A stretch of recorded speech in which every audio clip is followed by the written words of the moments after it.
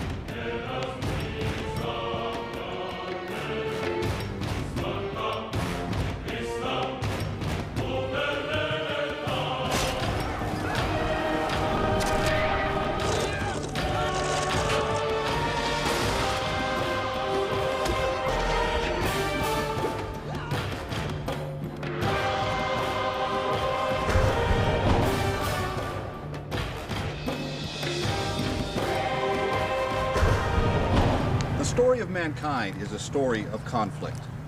Throughout time, every civilization cultivated its own fighting arts.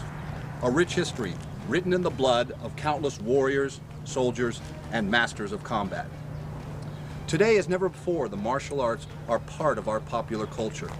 From movies to television to video games, the martial arts are everywhere. But what most people don't know is the ancient arts of war have evolved into three distinctly different forms: sport, theatrical, and reality-based fighting arts. My name is Richard Ryan, and I spent my life searching for the truth of interpersonal combat. Join me as I travel the world in search of real martial arts.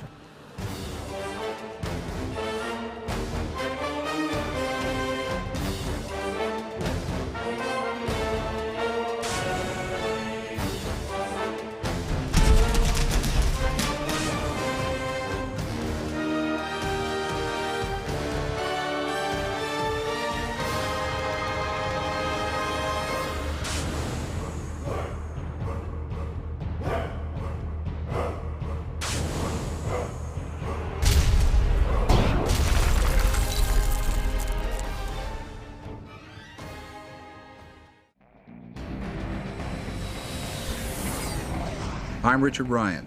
My travels have taken me to some of the most exotic places on Earth. Along the way, I've seen the best and the worst fighting arts on the planet. One of the best roundhouse kicks I've ever seen. Armed with a lifetime of training and real-world experience, The most important is a mental aspect of Salam. I'm on a quest to discover what is real and what is not about the incredible world of human combat. Join me as I travel the globe in search of real martial arts.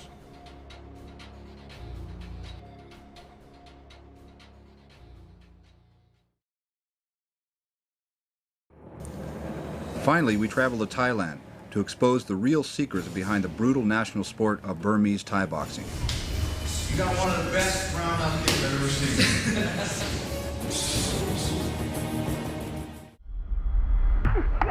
seen. Watching the average martial arts movie, you'd think there's an infinite number of kicks. People jump, spin, hook, sweep. But in reality fighting, there are only 3 primary kicks: the front kick, the side kick, and the round kick. The national sport of Thailand, Thai boxing, has earned a reputation as a highly effective martial art. Its techniques have been adopted by mixed martial artists worldwide. Now, there's a dramatic difference between kicks that are thrown in the movies or for point tournaments and those of the Thai boxing or the full contact variety. And that has to do with a simple formula: mass times acceleration. Thai boxers use almost every part of the body: elbows, knees, heads, but they are notorious for their powerful kicks. And probably the most used kick is the Thai boxing round kick. Now, in point contact or sport karate, the roundhouse kick is designed to be thrown just to make contact. It's not designed to cause a lot of damage. It's designed for speed, to gain points. So for example, in a sport context, what I need to do is I need to get my foot there very, very quickly so that the referee can score myself a point. In doing so, all I have to do is make contact, right? So you notice the dummy didn't move very much. The whole idea is to make it quick. Now that resembles what you see in the movies and on television. I make very light contact in here, but there isn't a lot of damage. It's a really quick, snapping type kick. Now the Thai boxing kick is considerably different than that, and its primary difference lies in the science by which it's delivered. It's actually very simple when you break it down. The kicking motion is essentially the same. The leg comes up and goes around in a horizontal motion. The difference lies in the footwork and how the weight is transferred into the target. So for example, a full contact or a Thai boxing type of kick. In this kick, what I'm trying to do is get my weight moving in the direction of the line of force. So if I'm making contact this way, so for example, the kick is coming sideways like this, what I want to do is I want to take my weight, the largest portion of my mass, and I want to transfer it in that direction.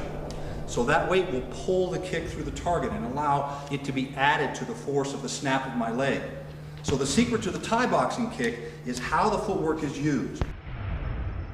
Now, as long as I drive my knee through the target, it's going to create an awful lot of force. All right, and that can be done very quickly, taking a small step. The more weight transfer, the more power you deliver.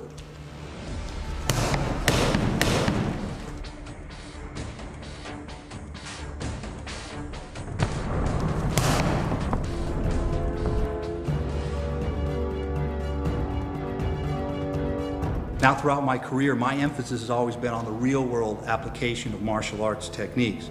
So the question here is, does something like a full contact or a Thai boxing kick work in the real world? Contrary to what we see in sport fighting and in the movies, kicking is risky business in the real world. Kicks above the waist can be easily blocked or grabbed. You could miss or slip and fall off balance, all of which could be bad news. When it comes to real self-defense, kicks should be used sparingly and only to vulnerable targets such as the groin, knees, and shins. Techniques like the Thai boxing round kick should be left in the ring. For most people, there are much better ways to apply real martial arts. In the end, it's all about the 3 T's: talent, training, and timing. If you have the talent and the training and you execute a technique like the Thai roundhouse kick at the right time, it can be incredibly effective.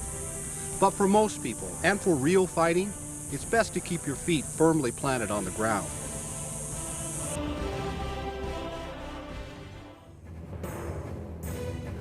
Don't miss the next episode of In Search of Real Martial Arts, where we travel to Japan and we will learn how a small girl can defeat a much bigger, stronger opponent with the amazing martial art of judo.